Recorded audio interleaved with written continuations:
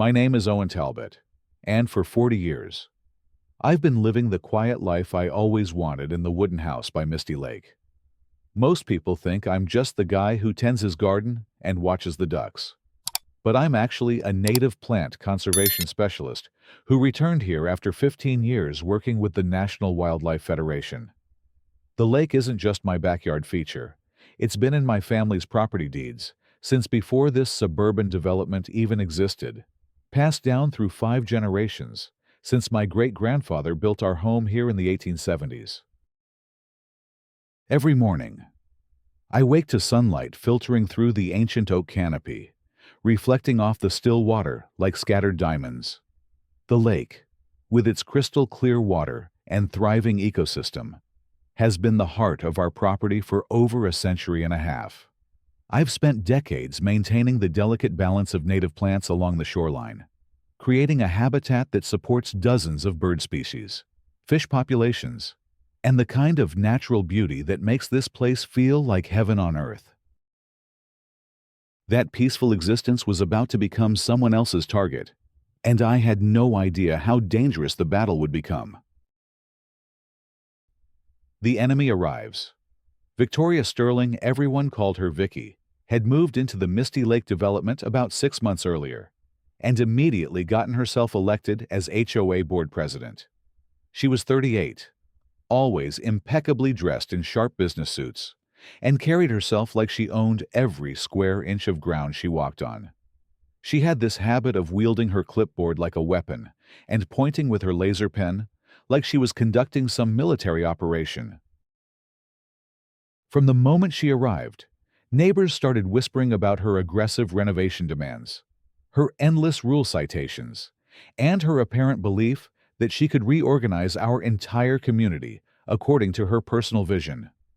What I didn't know yet was that Vicky had much bigger plans than just being a demanding HOA president, and her interest in my property was just the beginning of a carefully orchestrated campaign. But there was something else about Vicky that made her different from your typical power-hungry neighborhood busybody. She had a coldness in her eyes that suggested she'd do whatever it took to get what she wanted, and she carried herself with the confidence of someone who'd never been truly challenged.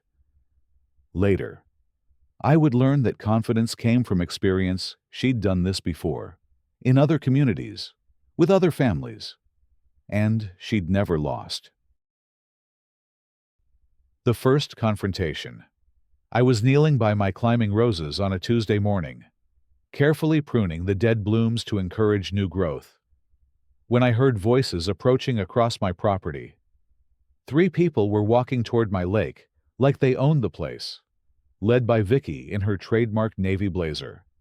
She was flanked by 2 HOA board members. I'd never bothered to meet a nervous-looking man in his 50s and a woman who kept glancing around uncomfortably.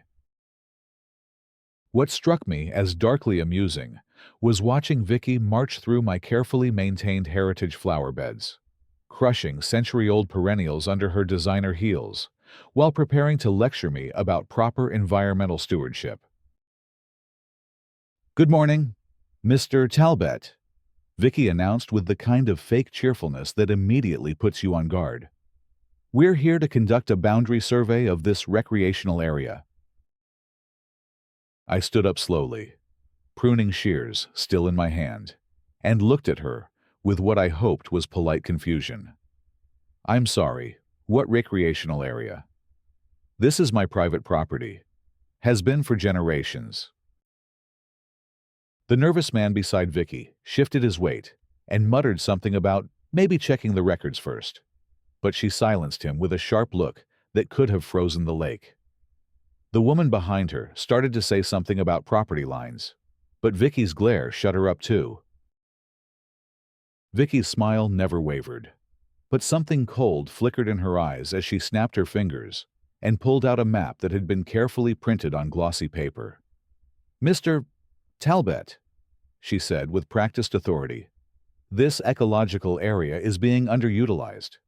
The lake affects the shared drainage system for the entire development. We need to renovate it for everyone's benefit." The map she showed me was unlike anything I'd ever seen. Where my property surveys clearly showed Misty Lake as entirely within my family's land boundaries. This new version had been redrawn to show the lake as community recreational water feature pending development. Bold red lines carved my property into sections, with annotations about environmental impact and community access rights. I felt my jaw tighten, but I kept my voice level as I tried to explain that this was private property, clearly documented in my property deeds and surveys. Every word I spoke seemed to bounce right off her, like I was talking to a brick wall. The second board member kept glancing between Vicky's fake map and the obvious boundaries of my actual property with growing confusion. Vicky waved away my explanations with a dismissive gesture that made my blood pressure spike. "If you refuse to cooperate," she said with a smirk that could cut glass, "we'll be forced to use enforcement measures to fulfill our community obligations. I suggest you review Section 3, Subsection 2 of the HOA regulations." She was deliberately referencing rules that didn't exist, trying to intimidate me with official-sounding nonsense. The two board members behind her looked increasingly uncomfortable, shifting their weight and avoiding eye contact like they knew something wasn't right, but were too scared to speak up. I realized this wasn't just a misunderstanding or even a property dispute. This was a calculated attempt to steal my land using fake authority and manufactured legal pressure. But I didn't argue further. Instead, I just smiled slightly and nodded like I was considering her words. "I appreciate you bringing this to my attention," I said in the most neutral tone I could manage. "I'll need to review my property documents and the HOA regulations you mentioned." Vicky's triumphant expression told me she thought she'd won this first round. "Excellent," she said, rolling up her fake map with satisfaction. "We'll be in touch about the renovation timeline." As they walked away, I stood there watching them go, my mind already racing through everything I knew about property law and community governance. What I didn't tell Vicky was that I'd helped write HOA governing documents for a mountain community back in 1998. She just picked a fight with someone who understood the game better than she realized. The escalation begins that evening. I spread my original property surveys across my kitchen table next to the map Vicky had shown me. The differences weren't subtle. They were blatant fabrications. The boundary lines on her map had been moved to exclude the lake from my property entirely, creating a fictional community space that had never existed. I pulled out the deed records that went back to my great-grandfather's purchase, documents that clearly established the lake as the centerpiece of our family land. As I studied the contrasts between real and fake documentation, I found myself muttering, "Her map is completely fabricated. What kind of game is she trying to play here?" But the next morning brought the first real escalation in what I was starting to think of as Vicky's war against my property rights. I discovered a large wooden sign planted right at the entrance to my lake access path, with bold black letters declaring, "Restricted area, access limited for safety reasons, by order of HOA." Victoria Sterling's signature was scrolled across the bottom, like some kind of official government decree. The audacity of it took my breath away. She'd literally put up a sign banning me from accessing my own lake on my own property. As I stood there staring at this monument to manufactured authority, a small voice behind me asked, "Mr.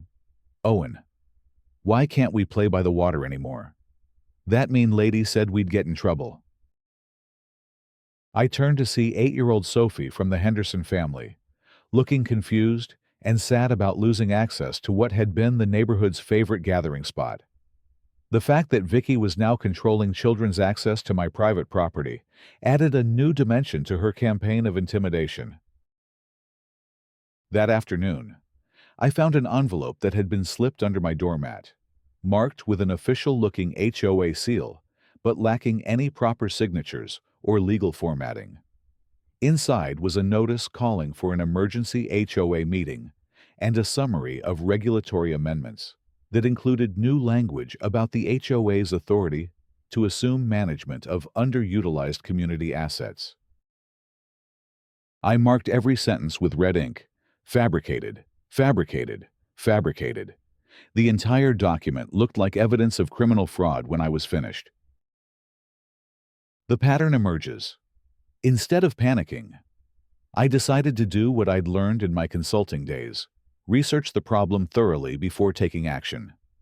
I started by investigating Vicky's background, and what I found was deeply disturbing. She'd lived in 3 different communities over the past 8 years, each time serving briefly on HOA boards before suddenly moving away. In each case, property records showed unusual transfers of lakefront or valuable land to community management shortly before her departure. The pattern was too consistent to be coincidental. But the real breakthrough came when I contacted residents of her previous communities. Mrs. Eleanor Banks from Pine Ridge Estates told me a story that made my blood run cold. She tried the same thing with the Williamson family. Mrs. Banks said over the phone, they had a beautiful pond, been in their family for generations. Vicky claimed it was causing drainage problems and needed to be managed by the HOA.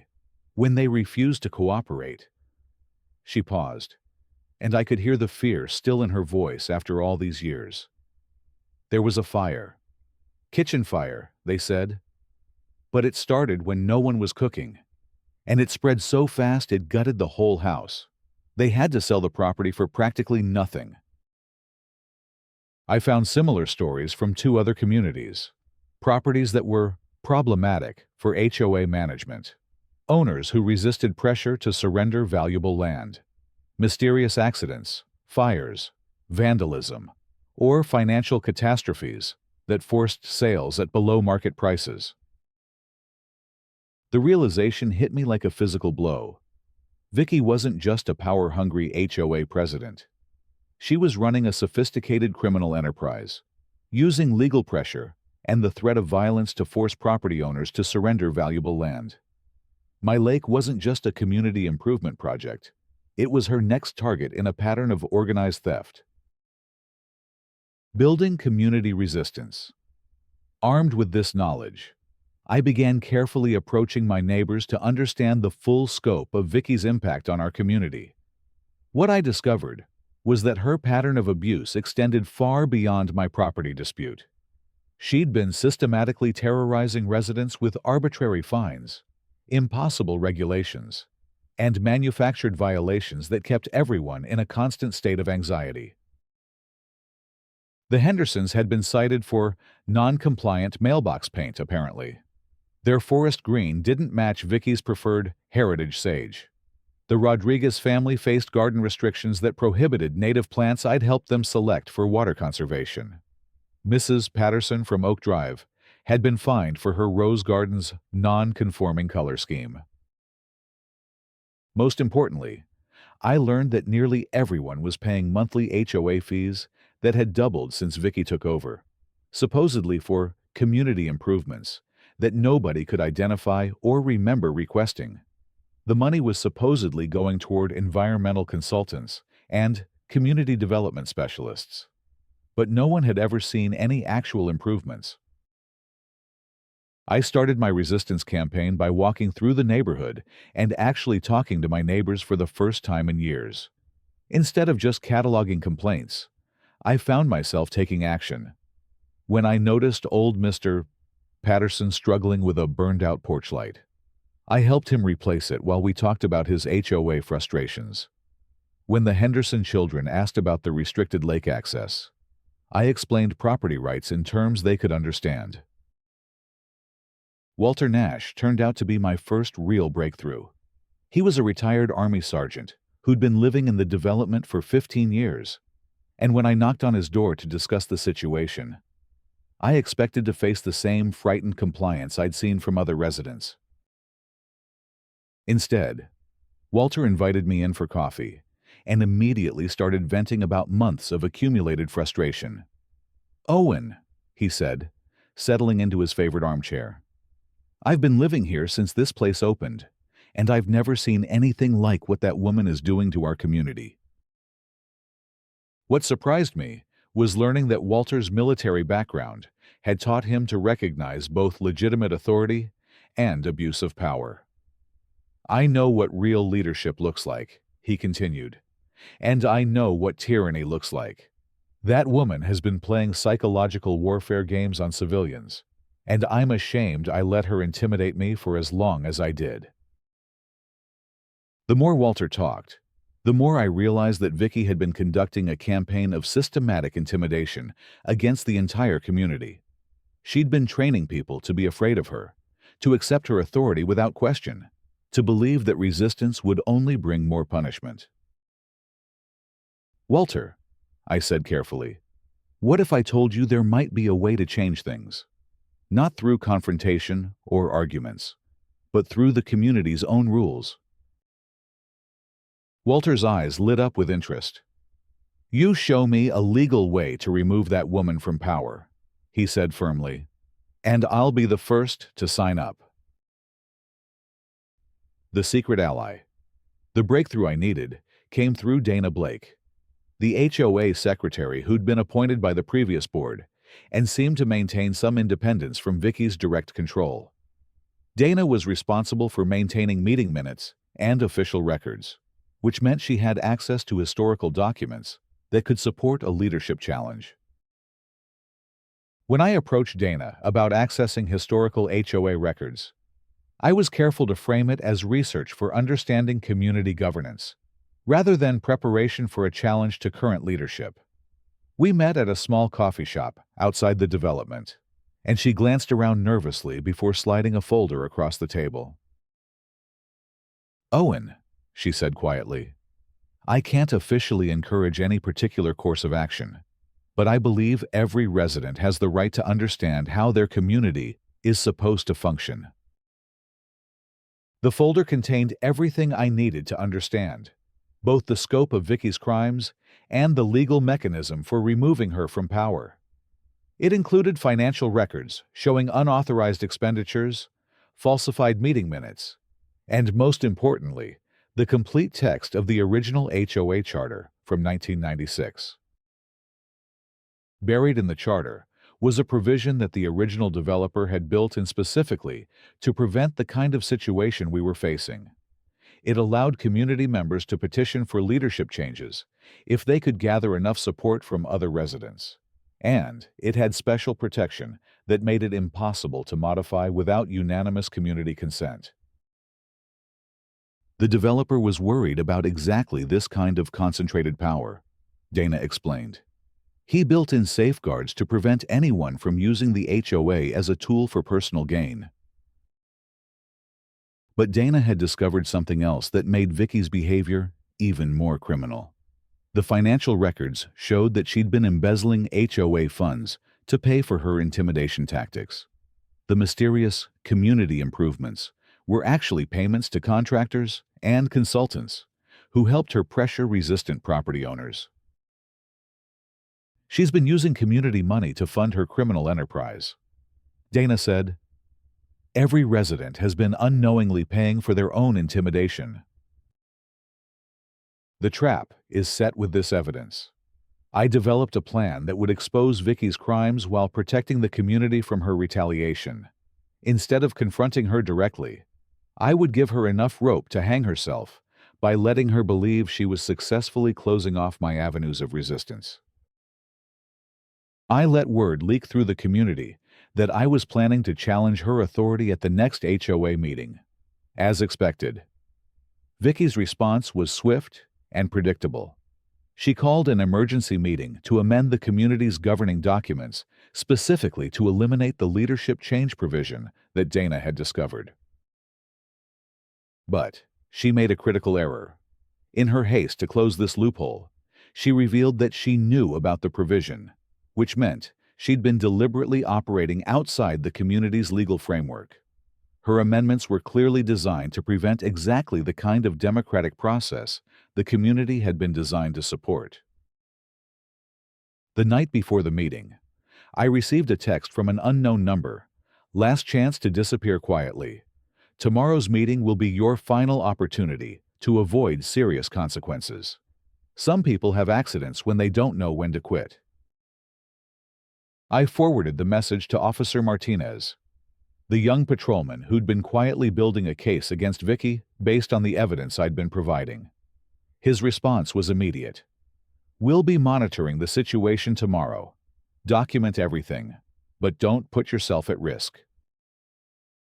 The private threat. But Vicky wasn't content to wait for the meeting to make her position clear. 2 days before the scheduled confrontation, she showed up at my front door unannounced. And this time, she wasn't hiding behind fake politeness. "Owen," she said, stepping onto my porch uninvited. "I tried to handle this the easy way, but you're making this difficult for everyone." I kept my door partially closed, but I'd activated the recording app on my phone the moment I saw her approaching. Something about her demeanor told me this conversation was going to be very different from our previous encounters. "I don't know what you mean, Vicky." "Don't play dumb with me." Her voice dropped to a threatening whisper. "This lake is going to be community property one way or another. You can cooperate and make this easy, or you can fight me and discover what happens to people who interfere with progress." Then, she did something that changed everything. She pulled back her jacket, just enough to reveal the handgun holstered at her side. "I've been patient with you, Owen, but my patience has limits. Some people need stronger motivation to understand what's best for everyone." Her hand moved deliberately toward the weapon. "I've dealt with stubborn property owners before. They always come around eventually, one way or another." I kept my voice steady, but my heart was pounding. "Are you threatening me with violence, Vicky?" "I'm educating you about reality," she replied, her hand now resting on the gun. "You have 48 hours to sign the property transfer documents I'll be bringing to the meeting. If you don't, this situation becomes much more complicated for you and anyone who's been helping you cause trouble." The threat wasn't just against me. It was against anyone who'd been supporting my resistance to her authority. She was making it clear that she'd escalate to violence if necessary to protect her criminal enterprise. After she left, I sat in my kitchen, hands shaking as I listened to the recording. I had just captured an HOA president threatening murder to steal private property. But I also realized something that chilled me even more when Vicky had mentioned dealing with stubborn property owners before. She wasn't talking about legal pressure or financial intimidation. She was talking about the fires, accidents, and mysterious catastrophes that had befallen people who'd opposed her in previous communities. The investigation deepens. That evening, I called Officer Martinez and played him the recording. His response was immediate and professional. "Mr. Talbot, this is now a criminal investigation. We need you to be very careful, but we also need you to continue documenting her behavior. Can you handle that?" I assured him I could, and he explained that they'd been quietly investigating complaints about Vicky from other residents. My evidence was the missing piece they needed to build a comprehensive case, but they wanted to catch her in the act of threatening residents publicly, where there would be multiple witnesses. "She's been too careful up to this point," Martinez explained. "Private threats are hard to prosecute because they become he said she said situations. But if she escalates to public intimidation, especially with a weapon, we can make charges stick." The next day, I received a call from Dana Blake that confirmed my worst fears about Vicky's financial crimes. "Owen," she said, her voice tight with controlled anger. "I've been reviewing the financial records more carefully. The pattern is worse than I thought." She had discovered that Vicky had been systematically embezzling HOA funds to pay for her property acquisition scheme. The community improvements were actually payments to contractors who helped her pressure-resistant property owners, payments to consultants who researched property values and ownership histories, and payments to individuals who performed maintenance tasks that looked suspiciously like vandalism and intimidation. She's stolen over $15,000 from the community in 6 months, Dana said. And she's been using that money to fund a criminal enterprise that targets our own neighbors.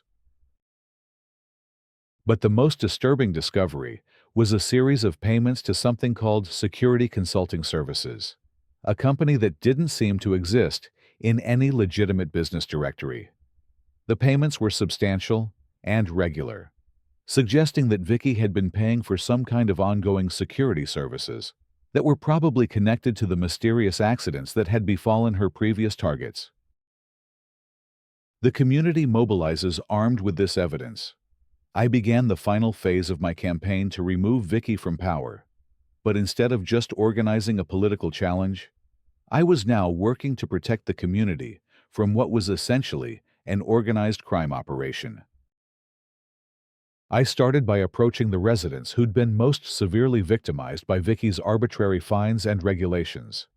Instead of asking them to join a political movement, I explained that they were victims of a systematic criminal enterprise and that we had legal avenues for both removing her from power and recovering their stolen money. The response was immediately different. People who'd been too frightened to challenge an HOA president were much more willing to support the prosecution of a criminal. Mrs. Patterson, who'd withdrawn her support after being threatened, called me back within hours of learning about the embezzlement.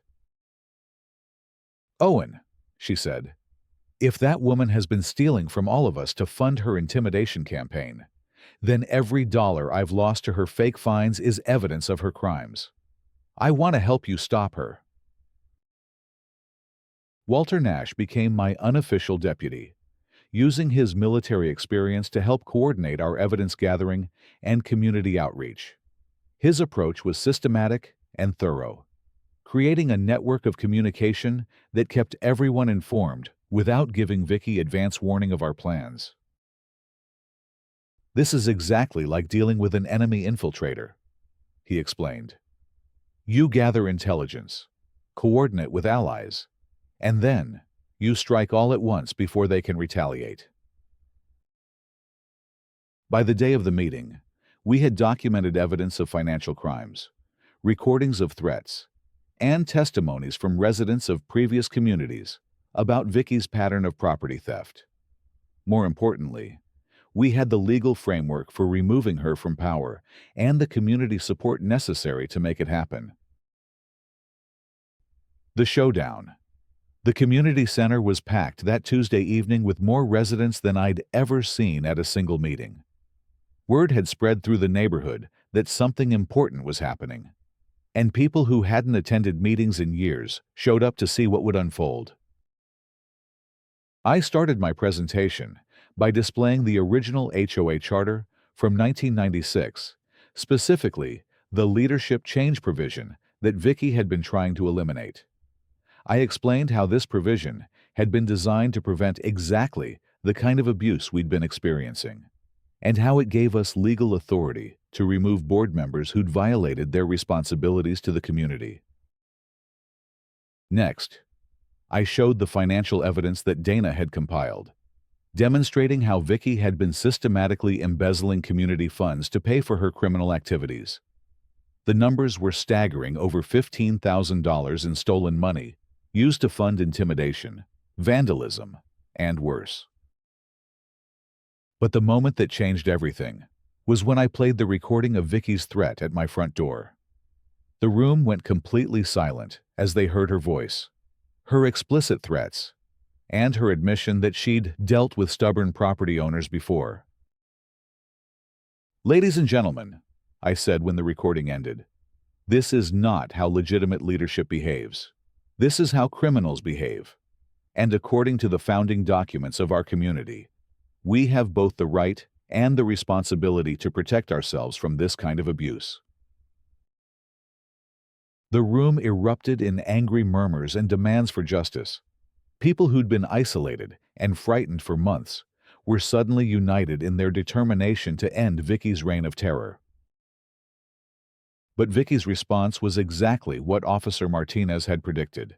She stormed into the community center with her weapon clearly visible, her face twisted with rage at finding her authority openly challenged.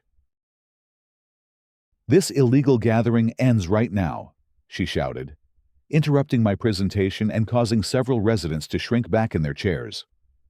"Owen Talbot is trying to destroy our community with lies and manipulation, and I won't allow it." She strode to the front of the room and placed her gun deliberately on the presentation table, the metallic sound echoing through the suddenly silent space. "Anyone who continues participating in this attack on legitimate authority will face serious consequences," she declared, her voice carrying unmistakable menace. "I've been patient with this community, but my patience has limits." For exactly 2 seconds, the room was silent. Then Walter Nash stood up slowly, his elderly frame somehow seeming stronger than it had in months. "We're not afraid anymore," he said, his voice shaking but determined. "All of us together aren't afraid of you anymore." The vote. The effect of Walter's words was immediate and profound. One by one, other residents began standing up, and within moments, nearly the entire room was on their feet. Every person in that room had just witnessed their HOA president threaten violence against residents during an official community meeting. "Thank you, Vicky," I said calmly, making sure my voice carried to every corner of the room.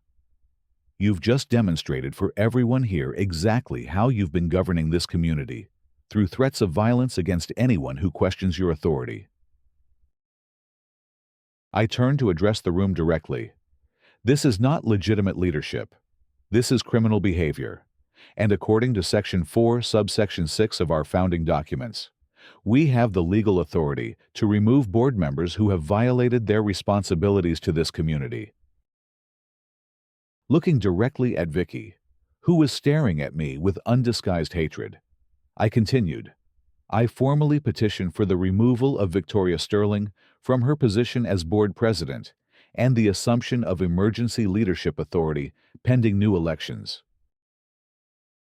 The silence that followed my formal challenge stretched for what felt like an eternity. But I could see the shift happening in real time across the faces of my neighbors. Fear was giving way to anger.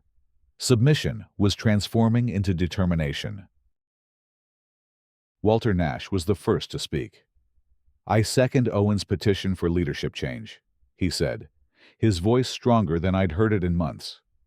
"Victoria Sterling has been a threat to this community since the day she arrived, and it's time for her to go."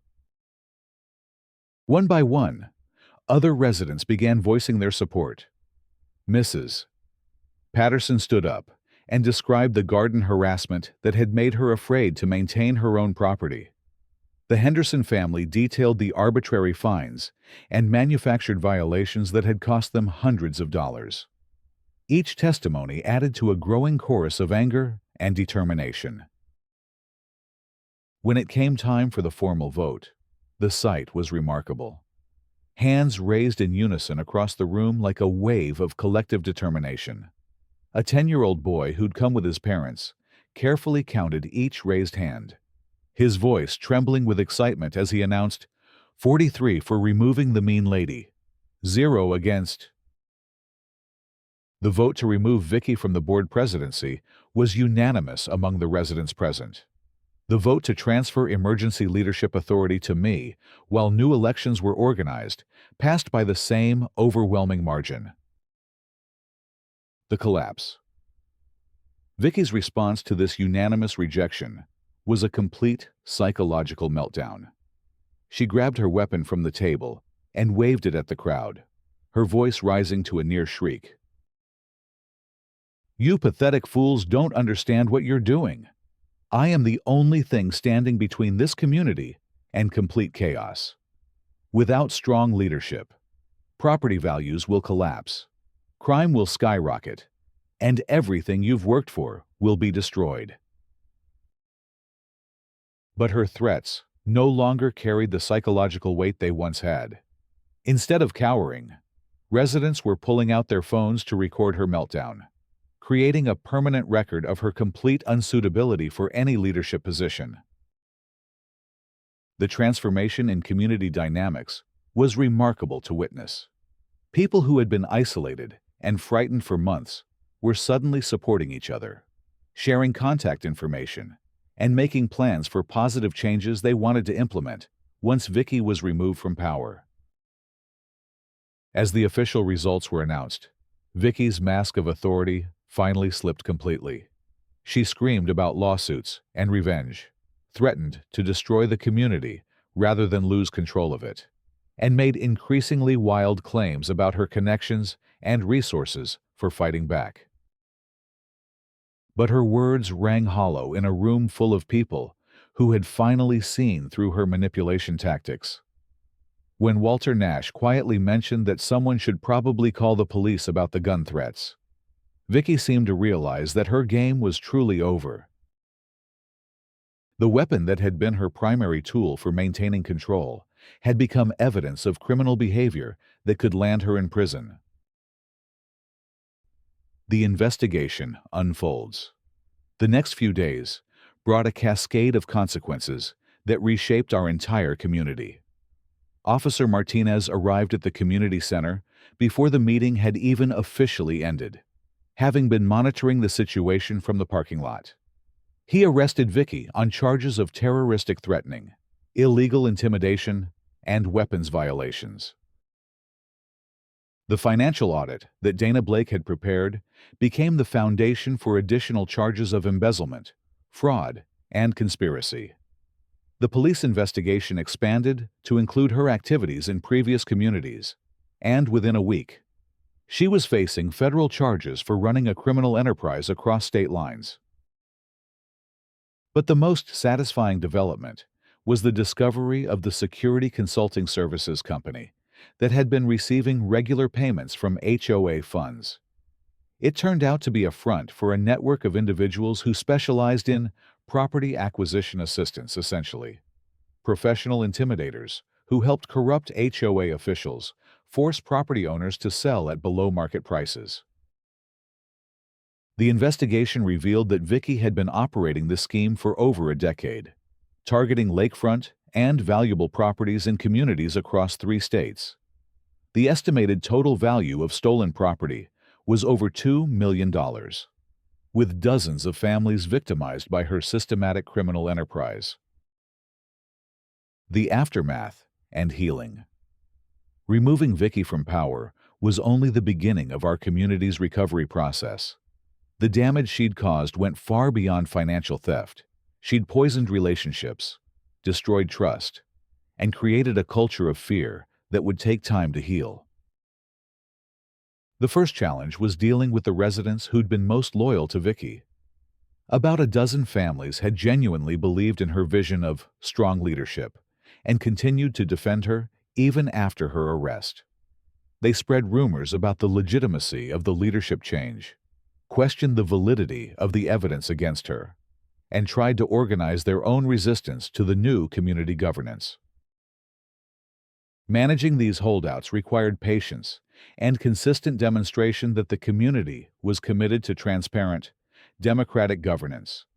We instituted regular town halls where everyone could voice concerns, established clear procedures for financial oversight, and created committees to handle different aspects of community management.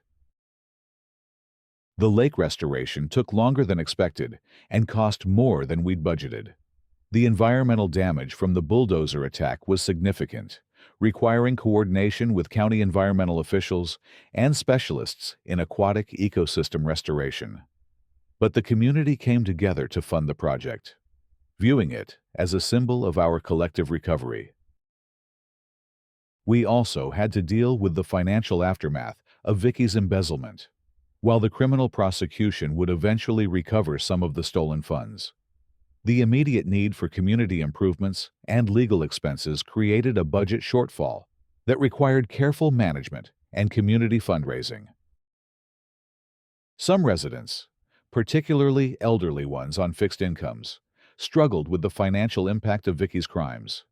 We established a hardship fund to help families who'd been most severely affected by her arbitrary fines and illegal fees.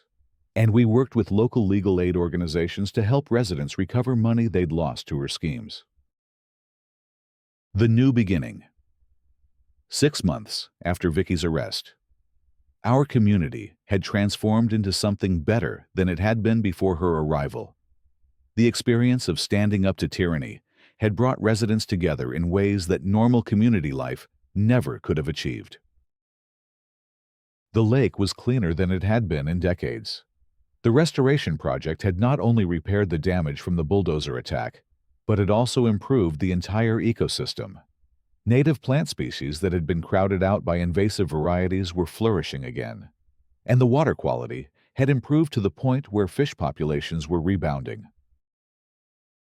Property values had actually increased since Vicky's departure, as word spread about our community's strong governance and environmental stewardship. Young families were moving in, attracted by the combination of natural beauty and active community engagement that had emerged from our struggle. The children were perhaps the biggest beneficiaries of the change. They could play safely by the lake again, and they'd learned valuable lessons about standing up to bullies and working together to solve problems. 8-year-old Sophie, who'd been so confused by the lake restrictions, was now one of our most enthusiastic junior environmentalists. But the most important change was in the relationships between residents. People who'd been strangers before Vicky's reign of terror had become genuine friends and neighbors. The monthly community meetings that had once been exercises in intimidation had become genuine forums for democratic participation and community planning. The lessons learned. Looking back on the experience, I realized that Vicky's attempt to steal my property taught me more about community, courage, and the nature of power than 40 years of quiet living ever could have. The most important lesson was that tyranny thrives on isolation and fear. Vicky's power came not from her weapons or her legal manipulations, but from her ability to make people feel alone and helpless. Once residents realized they weren't alone, her power evaporated almost instantly. I also learned that legitimate authority is fundamentally different from imposed control. Real leadership serves the community and can be held accountable through democratic processes. Vicky's version of authority was based on fear and personal gain, which made it ultimately unsustainable. The experience taught me that sometimes the most peaceful people have to fight the hardest battles. I'd spent decades avoiding conflict, focusing on my gardens and my conservation work. But when my community was threatened, I discovered that I had skills and knowledge that could make a difference in the fight for justice. Most importantly, I learned that communities are stronger than individuals, no matter how powerful or dangerous those individuals might be. Vicky had successfully intimidated and victimized people for over a decade, but she couldn't withstand the collective resistance of a united community. The future today. I still live in the same wooden house by Misty Lake, tending my roses and watching the sunrise reflect off the water. But I'm no longer just a quiet conservationist minding his own business. I'm a community leader who learned that protecting what you love sometimes requires fighting for it. The lake remains in my family, where it belongs. But now it serves as more than just a beautiful view. It's a symbol of what communities can accomplish when they refuse to be intimidated by those who would abuse their power. We've established new traditions that celebrate our community's resilience and democratic values. Every spring, we hold a Lake Day festival where families gather to enjoy the restored shoreline and remember the importance of standing up for what's right. The children who were frightened by Vicky's restrictions now help with environmental education programs and take pride in protecting their community's natural resources. The legal framework we used to remove Vicky has been strengthened and clarified, making it easier for future residents to challenge abuse of power. We've also established relationships with other communities that have faced similar problems, sharing our experience and supporting their efforts to maintain democratic governance. And if another Vicky ever shows up in our neighborhood, she'll discover that we're ready for her. We've learned that democracy requires constant vigilance, that community requires active participation, and that freedom requires the courage to defend it. The lake is still beautiful. The ducks have returned, and children play safely on the restored shoreline. But now we know that beauty and peace are not things that simply exist. They're things that must be protected and nurtured by people who care enough to fight for them. That's the real lesson of our struggle with Victoria Sterling. Not that bad people exist, we always knew that. But that good people, working together, are stronger than any bully, no matter how dangerous they might seem. The lake endures, and so do we.